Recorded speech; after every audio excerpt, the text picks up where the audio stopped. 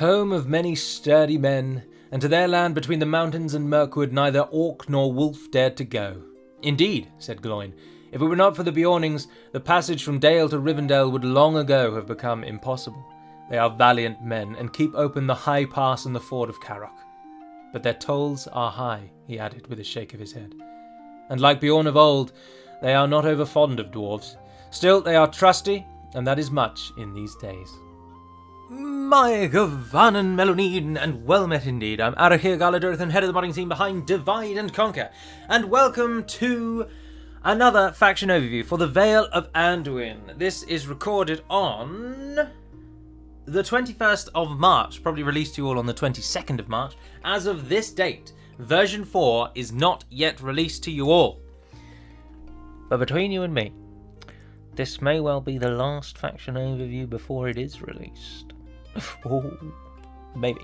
Anyway, starting size and army and custom generals and family tree, and I've written them all down. We're going to start with the starting size. The Vale of the Anduin covers much of its namesake. The only region which arguably you may wish you did have is Rakjeberg, which of course is given over to Gundabad. We are at turn 2. In the auto expansion they get Rakjeberg. So you've got Framsberg right at the top there, coming down Meithelberg and Bjorn's Hall in the centre. Just sticking out on the eastern side is Leotholt, and then you've got Fenholm and Dwinberg on the southern edges, but then lastly, tipping us off is Roskabel. Tipping us off, not really sure what that means. In the south there is Roskabel. Oh, there's Chieftain Lagarin. Ooh, and no, the message did not pop up, so it is only for Mordor, but that's alright. Roskabel on the southern end. So you've got a reasonable number of towns, which puts you in a good position early doors. In terms of your starting army, it is all grouped up in your towns. Framsberg has a couple of Bjorning shield bearers, woodman trackers there, and Aethiode longbowmen. Moving south through Meithelberg, smaller armies, but you've got a couple of Bjorning warrior units in the centre. Fenholm is all made up of stores, which of course are hobbits. Just an older variant of Hobbit, if you will, I suppose, those that stayed behind. Dwinberg doesn't really have any garrison to speak of, and neither does Roskabel. You will note that Radagast is not a general. You do not get Radagast as a general, but in terms of your starting army, if you grouped everything together, you'd probably have about one banner army. But you've got so many places that it might need to focus on that putting it all into one army is a bad idea. Custom generals as we go through, we'll just go through every general, but I don't think Magor is, because he's got 30, which are the skin changers. That's your stock bodyguard. And as we will see when we get onto the other side of the video, they are a fantastic bodyguard. Folkred comes with hobbits, because he is a hobbit. He's more of a joke general, really, to be honest, but there he is. Celeborn over here, Fastred as I should call him, he comes with Greenwood Foresters, who are a fantastic archer unit, so a good little booster there. You've got 2 more skin changes in the centre, and finally Gleowine, perhaps for a long time when I played Vale of the Anduin on the channel, he was a fantastic general, very powerful. Now of course he has Aethiode Footman rather than the cavalry variant, so he's not as good as he was before, but he's still a good old general. So you've got some good generals there. Do note that Radagast is with your faction, and he does have a custom strategy model. He is just a diplomat. On the custom strategy models, you do get variants. So here is Huntmaster Bjorn, the Valesman leader. If we move over to Meithelberg, you'll find Grimbjorn is just a generic Anduin general. So there we are. So this is what your general looks like. This is specific to your faction leader. Or it may be specific to Bjorn, actually. It's either Bjorn or your faction leader, but I think it's faction leader. The Hobbit general has a unique Hobbit model. He looks like Frodo. And your captain always looks like that. So Captain has no real frills about him. Your standard general has wings on his helmet, which is a good way of knowing who your general is. Let's just turn all that off. So there's your general. And then finally, either Bjorn or your faction leader will look like that. And my gut instinct is it's the faction leader, but it could well just be Bjorn. Speaking of faction leaders, let's move to the tree. So Bjorn is your leader, Huntmaster Bjorn. He's married to the fictional Adanel. And their children are Grimbjorn, who is his actual son. So that's correct, and he's your heir. You've got a daughter, Nienor, she's fictional, she's married to Gleowine, and then another fictional daughter called Frana, who's married to Magor, Mats Mikkelsen. So your family tree is big enough to weather the storm of some early losses. You've got a couple of extra generals there, but note you need to start getting children out quickly or adopting people into the tree in order to keep it flourishing, but you don't have a Teutonic tree, so you won't die that easily to regicide. In terms of the area, then, of course, you've got a lot of ambush potentials in the Anduin, courtesy of the bowels and borders of Mirkwood. You'll note the Mirkwood kind of juts out over much of the eastern bank of the Anduin and covers through. You're also protected with choke points to the western side, but then, unfortunately, those choke points are held by Moria, who have Goblin Town from the start, coming to pester you. But otherwise, though, the only other way across the mountains is Khazad-dûm itself, and you are bordering the dwarves who hold that. So, of course, you will be attacked from Moria, but if you can plug up the horrible gaping hole that is Goblin Town, then you will only ever have to defend that point, and then your western border is safe all the way down to Khazad-dûm. I have never, in all my days, seen Khazad-dûm fall to Moria. The dwarves almost always hold it when you play as someone else. Of course, there is a gap in the north which takes you up to Gundabad, who now also border you in Rakyaberg. But ambushing and bridge battles are a key feature of the Anduin campaign. There's obviously a couple of bridges just through there, and ambushes all down the eastern side. There's also some bridge battles that might take place south of Fenelm, but of course they may just come around the mountain path. Do note that battles in these steep locations, one of the downsides of the way that battle maps are generated in Medieval 2 is that even though that doesn't seem that steep in practice, on the battle map it'll be horrifically steep. So do watch out for some of the battles up on these foothills. We've tried to move all river crossings away from these steep locations so that the crossings actually work, because unfortunately the game cannot create tall bridges. It's something the game was never set up to do, and rather than fix it, the developers the actual game creators just simply never made any real tall terrain, so the bridge problem never showed up. But if that bridge crossing was up here, for example, the battle map would be completely unworkable. But as it is down here, it's just shallow enough to allow the bridge to work. But do watch out, sometimes you might come across the odd bridge battle that is bugged. Rebels around you, there are only two. Yolstone to your north, which is an independent village with a large garrison, and to your south Erue, which also is independent with, again, a large garrison. There is also further south Achnodiorn, but Dol Guldur will likely beat you to that. Although Enethauer is probably likely to fall to you first, so you've always got Enethauer in the centre there before you have to start knocking heads together to claim regions. Custom battle maps that you get to play on. The closest and most likely are, of course, Goblin Town and Bjorn's Hall. Both are custom. They can't be upgraded, so they will be as they are till the end of the game. Till the end of days. And Goblin Town is the same. So there's two key custom settlements there. Gundabad is, of course, a custom settlement. Danes Halls is. Berzakul is. You're littered with custom. Zagkala, Imladris, Khazad-dûm East and West, Karas Galadon, Dol Guldur. They're all custom settlements. You are blessed. So you'll have at least an interesting campaign in the early conquest around you. Leading on to then your neighbours, so who of these many people that block you in do you like and dislike? Well, at the start of the game, you're only allied to Khazad-dûm, in courtesy of them walking through your land and then assisting you, but that all happens off screen if you don't play as Khazad-dûm, and so you remain allied with them. You're at war already with Dol Guldur and Gundabad, but note not Moria. So it's up to you when you want to attack Moria, but do note they almost certainly will attack you. They absolutely love fighting people, and they're the first ones to start declaring war on everyone, which completely ruins the game for them, because then they get defeated.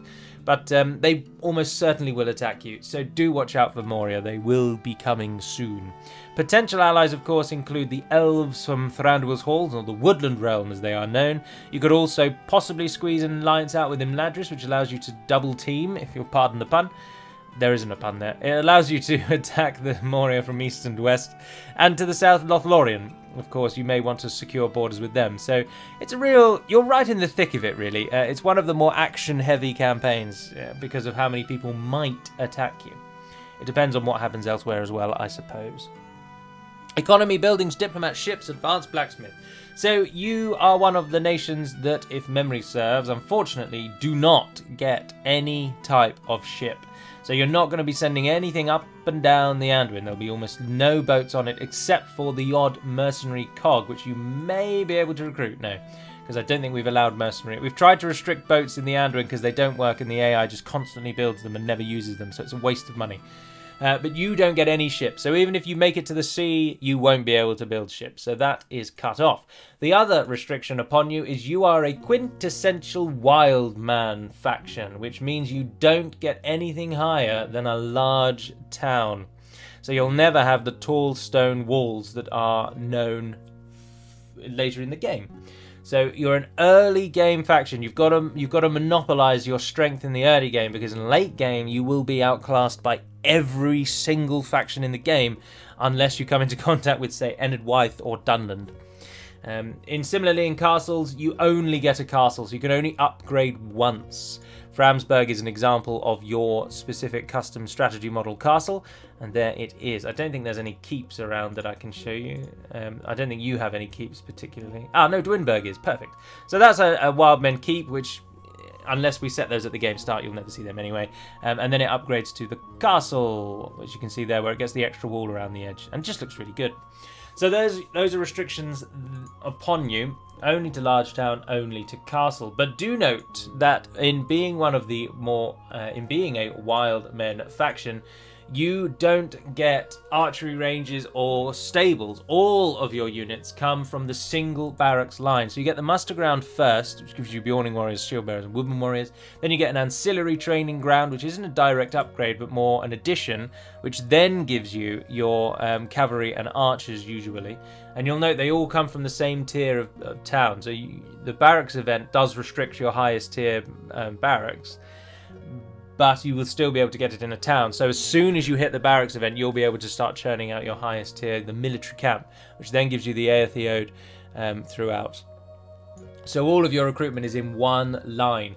Do note, we are in discussion, and in future, this is totally tangential, I shouldn't be saying it in this video really, but in future we hope to remove the barracks event. It is one of the key focuses of version 5, which will obviously come out way down the line.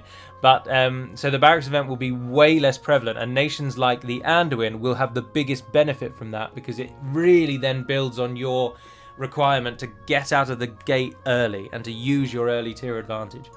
But anyway, there we are. Then silly training, and you also, of course, get siege weapons. There's nothing stopping you getting siege at all.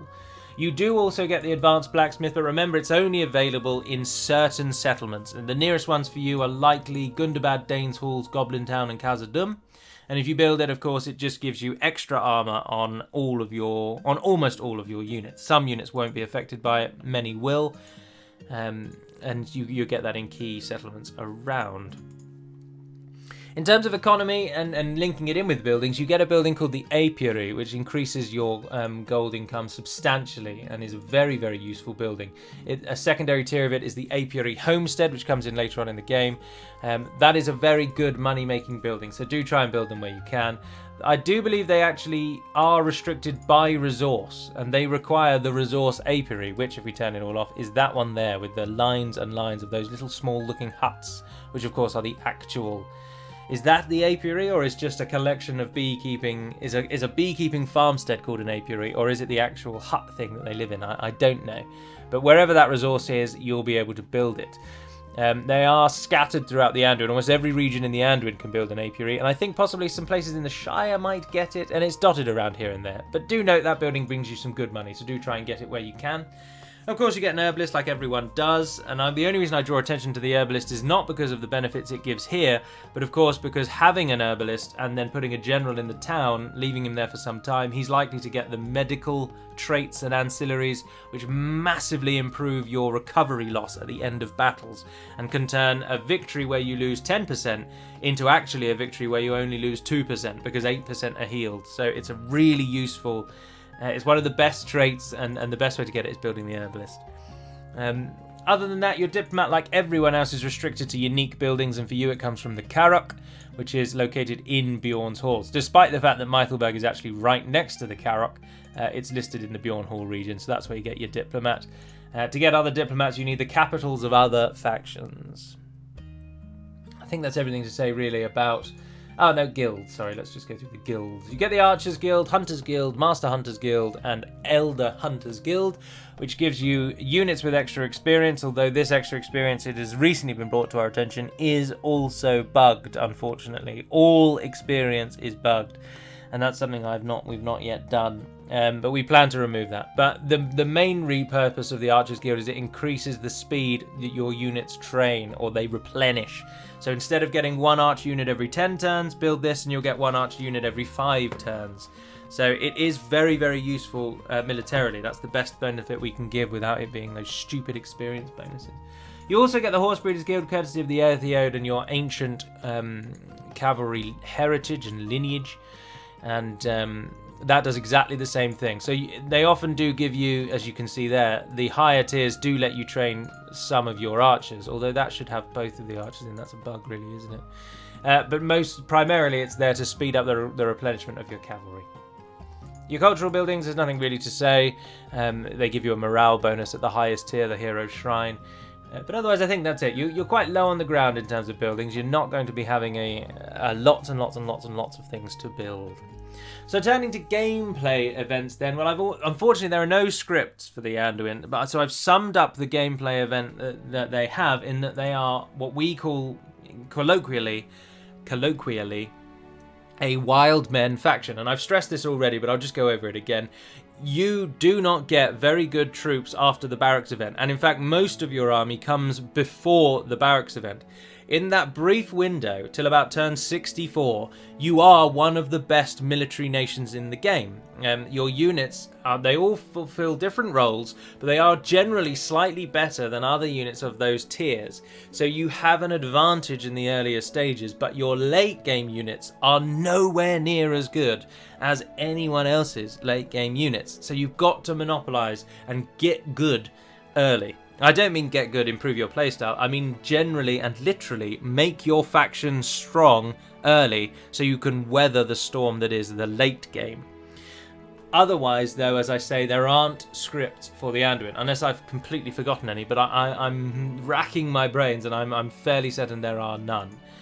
And if there are any, it'll only be slight recruitment things, I think. But then no, I think that is only Dale. No, I think the Anduin genuinely has no scripts. Another, of course, gameplay feature, as I've already said, is that because you're a Wildmen faction, you just have that single barracks line, which does again streamline your early tier military. You only have to build a single building to get your recruitment and only upgrade it the once, and that gives you most of your units. So that is a feature, if you will, for the Anduin. Now that leaves us then turning to the difficulty, and this one is a stretch because the Anduin I haven't played them for some time, but lots of things around them have changed. Of course, you've now got Gundabad as a threat coming from the north, but they get tied up with the dwarves.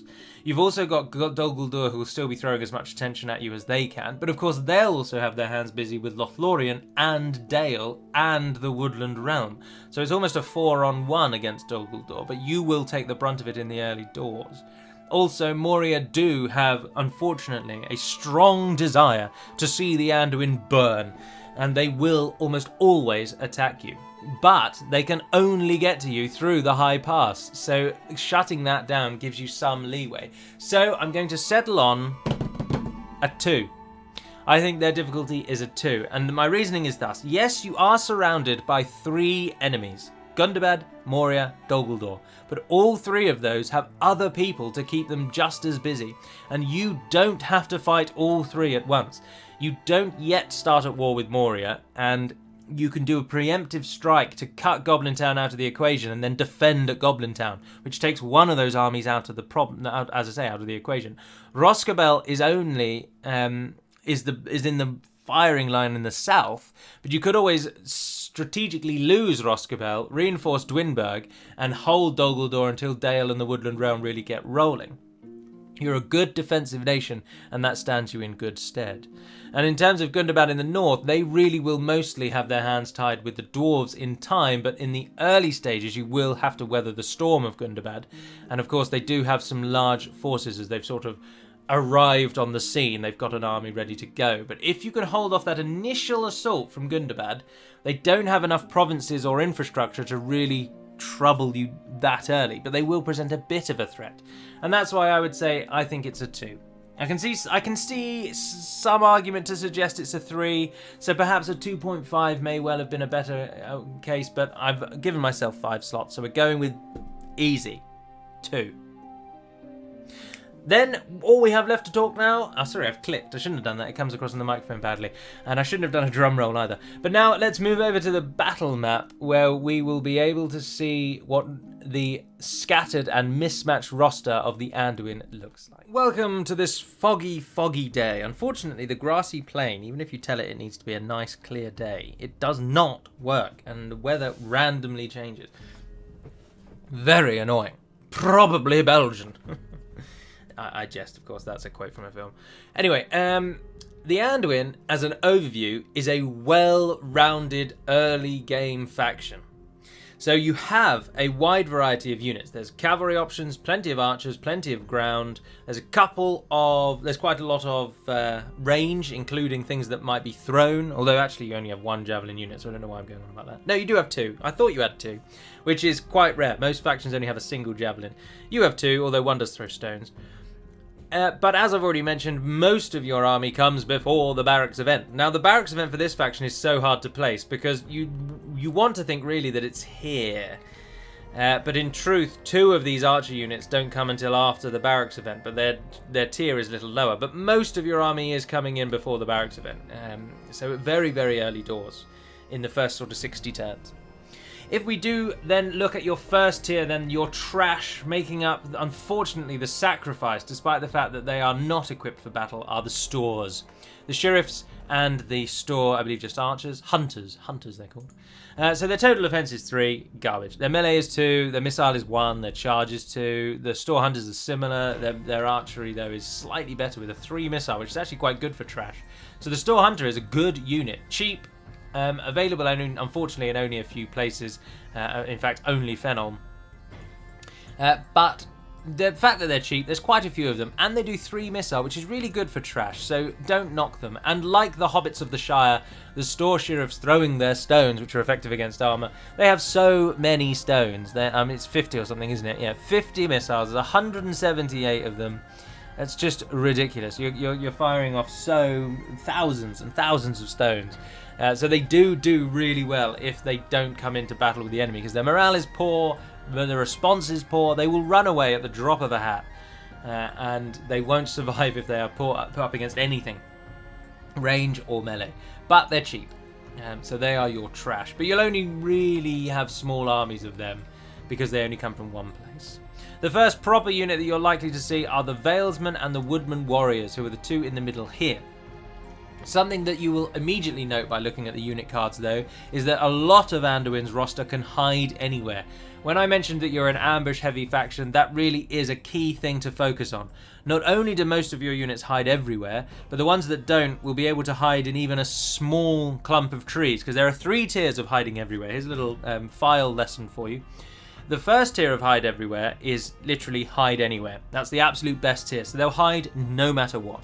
The second tier is that they will hide in only a very small grouping of trees, and often you'll find that if you put a unit with that trait just near a tree, it will hide.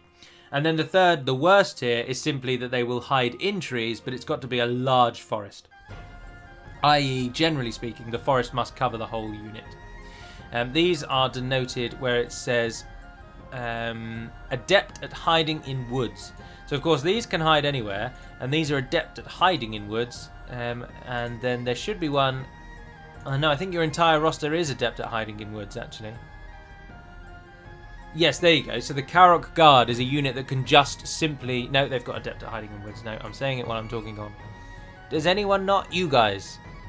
There we are, perfect. So if a unit has if it is the third tier, the worst tier of hiding, like the Aethiode footmen are, then it doesn't mention hiding in woods.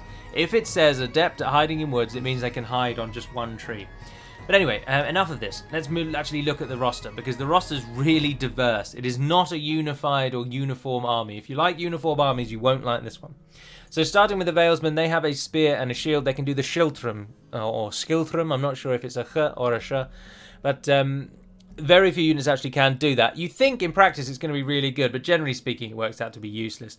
But it does help if they have their flanks unprotected. It at least then means their flanks, nothing can flank them. Their morale is poor, but their impetuous response, so they deal with the shocks quite well, but they don't have very much morale to begin with anyway, so often that's redundant. They move slightly faster than other humans, 110%. Their stamina is good. as you can see. Although ignore stamina. There's only 2 tiers of stamina, good or normal. Or good, normal, or excellent, actually. Sorry, it's 3 tiers, 3 tiers. The total defense is 6, attack of 2, charge of 2. They are, in terms of the damage they will do, they are trash. In terms of the damage they will take, they are a sort of dependable militia tier. So they'll at least do relatively well in not dying, but they won't really kill anything. That is where the Woodman Warriors come in, who are crouched by their sides, having a sort of Danish theme to them. They have a 6 attack and a 5 charge with a slightly better defense of 9. So they are your first really dedicated warrior. They're going to actually survive and do some damage. They're a good unit. They are cheap as chips as well, so get them early and use them. Average morale response. They're also supported at this tier by a quintessential defender. It's even in the name, the Veil Defenders, and there they are. They are a pike unit. Pike units I don't think are actually able to hide in woods when they're in pike wall formation. Otherwise I think they can, but it's just tricky. It's tricky making them hide. They cost a little bit more. Their defense is 8. Their attack is 3, but remember with pikes, do generally, roughly speaking, times that by 3 to get an idea of how the animation will work, so a very good attack. But they require a mountainous region. They are a unit that is symbolic of the little that we know about the Anduin, which is they defended the passes of the mountains well. Gloin tells us this when he goes... Is it Gloin? Yes, it is Gloin, isn't it? When Gloin is in Imladris, he speaks of how the hardy Veil Defenders, which I probably mentioned at the beginning of the video, he speaks of how they hold the mountain passes open. This unit is basically homage to that one line. So average morale response, a solid pike defending unit. Get them in Goblin Town once you take it, and you'll be able to defend those narrow passages very well. In fact, that is their ideal home. Take Goblin Town. And lastly, a quintessential strike infantry unit, I think I've used that word twice now, the Bjorning Warriors. They're one of the first real dedicated strike infantry units that the game ever had, coming from Third Age Total War. They have an 8 attack, a 7 charge, 7 total defense, adept at hiding in woods, effective against armor, and they frighten the enemy. So a fantastic strike infantry. They are both strong and relevant throughout the whole game. An attack of 8 is really good. Their morale is good. Sorry, I just coughed and now my voice sounds funny. Their morale is good, and their morale response is impetuous, and they run faster than most other units as well. My voice sounds ridiculous. Sounds like I've taken an alien balloon or something. They are just a really good strike infantry unit. Their cost, unfortunately, because they're mercenaries, I can't show you, but I don't think they're too expensive. So make sure you've got plenty of those supporting your Veil Defenders. And then also at this tier you get the first dedicated real archer, the Woodman Trackers. So a missile of 4, but what really separates them from the Sturs is that they actually survive enemy archer fire and enemy melee. With a 6 defense, they will take those arrows at least relatively well. They're slightly faster than everyone else again. Their missiles are 24, range 170. So a good little archer unit with a little tea cozy on his head. Some of you may not know what a tea cozy is, because I'm fairly certain it's a rather Anglo-centric thing, but that's what a tea cozy looked like, and you put it over your teapot to keep the tea warm. Moving on then to your sort of main, the body of your force, those that you'll see a lot of, particularly in the mid to late game, and there's 2 main units here in the melee, the Woodman Wardens and the Bjorning Shield Bearers. We'll start with the Shield Bearers because they've got cool, big, Celtic looking shields. So they can form a shield wall. Their defense is 14, which is pretty good. Their attack, though, is still, unfortunately, a little low, but it always is with spear units because their defense is often quite good, and that's the point. They are holding the line whilst something else is hammering away at the rear of that unit. They are the anvil. They will hold well, but they won't kill much. They are, again, still faster than most other things with a good morale and average response. They're supported by another javelin and another hide anywhere unit. Or, sorry, the only real javelin, because the Stores throw stones. Their melee is 8. They're sword and shield units that throw javelins. So a good javelin stat of 10. Charge isn't all that great, really. And again, a defense of 14, which is good. So a much, really, better alternative to the shield bearers, except the shield bearers are cheaper, so their upkeep will be less. And, of course, the shield bearers have a bonus against cavalry. Now, this does say skilled against mounts, but that's for their javelin only. Their sword and shield is not.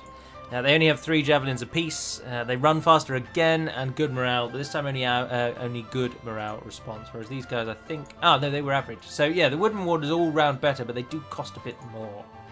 And then we move on to a tricky subject, which are your last 3 archers, because these are all really similar in stats, but they come from very specific locations. So starting, if we can, with the Aethiode Longbowmen. The Aethiode Longbowmen likely come in after the Greenwood Foresters, but they are, in truth, worse than them. So their melee is 5, their missile is 6, which is good, and then a defense of 11, which isn't really that great. So not really a fantastic archer, but just a good, sturdy archer. But remember, they're Aethiode units, so they likely come later. The Greenwood Foresters, though, do pinch them to the post in terms of being better. Greenwood Foresters technically are a ranger unit, so they can hide anywhere. They have 220 meter range, 32 missiles, and their accuracy is very high, compared with the Aethiode's 26, 190, and only high. So the Greenwood Forester is an all-round better archer. His melee is higher at 7, but his missile is the same. So the attack stat's the same, but he has a better defense, a better melee, and if I'm not mistaken, a better charge.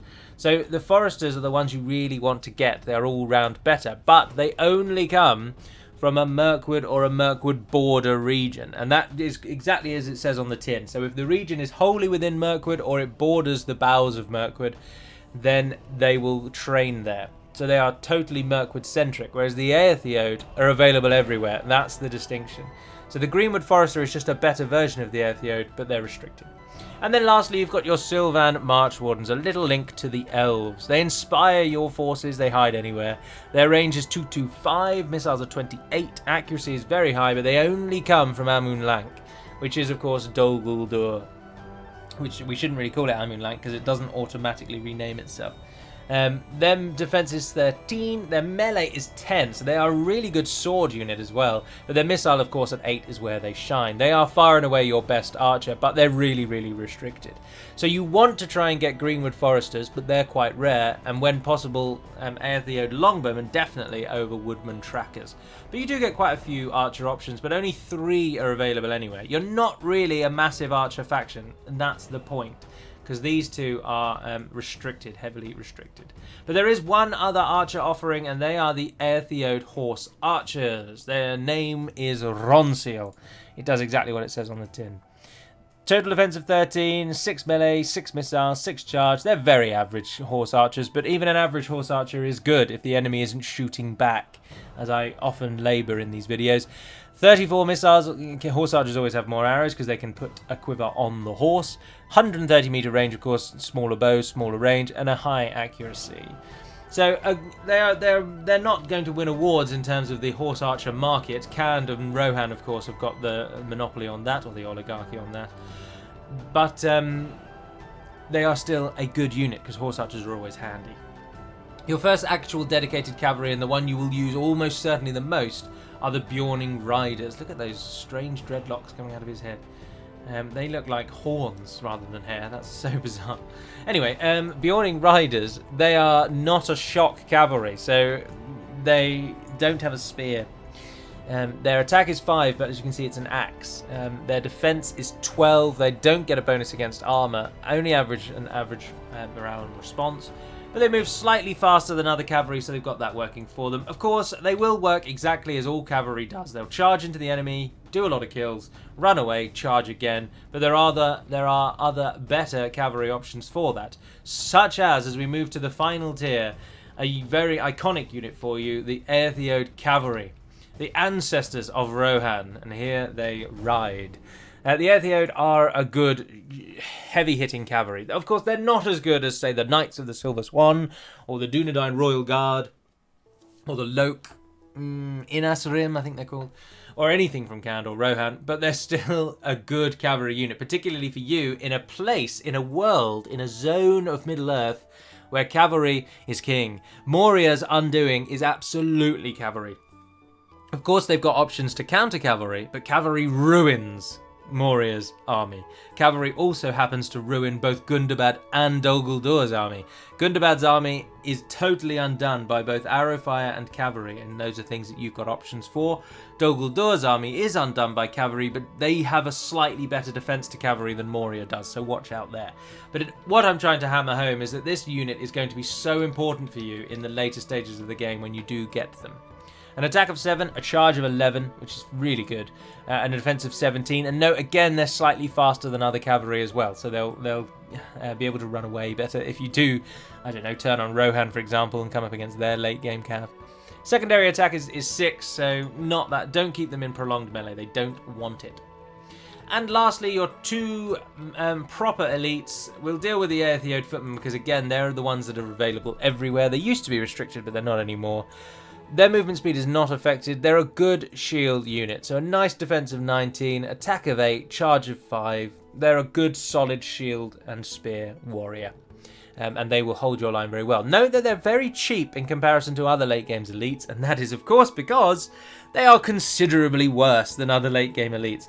Khazad-dûm, for example, if you were to turn on Khazad-dûm, you will cry your eyes out as you see the late game army they field against you and the way that it carves through your army as a hot knife would through a stick of butter.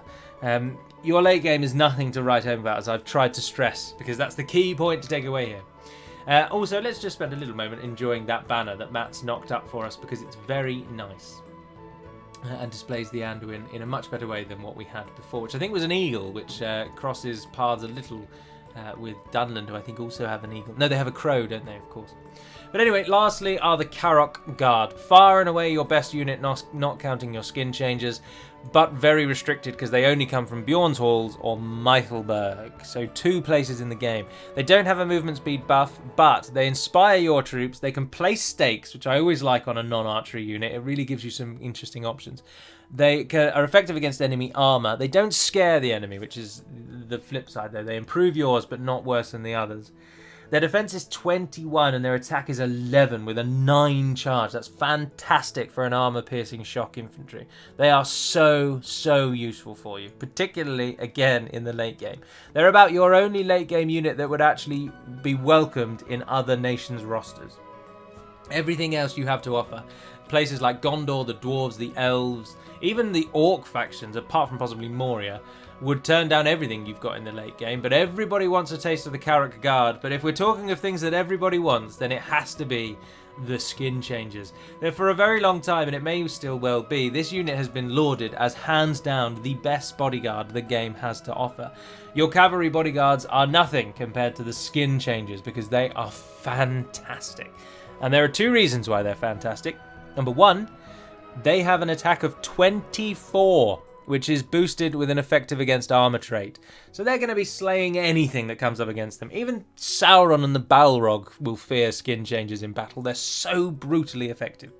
And the second reason why they are particularly powerful is because they have 2 hit points. So their defense is only 17, which isn't that great for a very, very elite unit.